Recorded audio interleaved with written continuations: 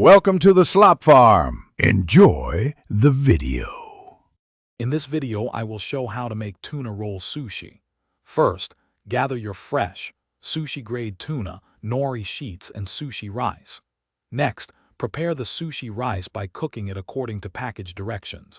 Then gently fold in a seasoned rice vinegar mixture. This step is crucial for the authentic sushi flavor and texture. Make sure all your ingredients are prepped and ready before moving on to the rolling process. Now let's assemble your roll. Place a nori sheet, shiny side down, on your bamboo rolling mat.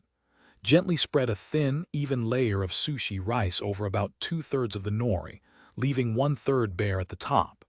Next, arrange thin, uniform strips of your sushi-grade tuna horizontally across the rice, slightly below the center. You can also add other fillings like avocado or cucumber if desired. With your ingredients in place, it's time to roll. Using the bamboo mat, carefully lift the edge closest to you and roll it tightly over the tuna and rice, pressing gently. Continue rolling, applying even pressure until you reach the bare nori edge. Moisten this edge with a little water to seal the roll securely. Finally, using a sharp, damp knife, slice your finished roll into 6 to 8 equal pieces for serving. Your delicious homemade tuna rolls are now ready to enjoy. Serve them immediately with your favorite soy sauce, a dab of wasabi, and some pickled ginger. Don't worry if your first few rolls aren't perfect. Practice makes perfect, and they'll still taste amazing.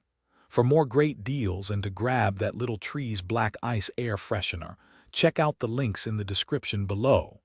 Thanks for watching and happy rolling. Thanks for watching. Consider subscribing if we helped you today.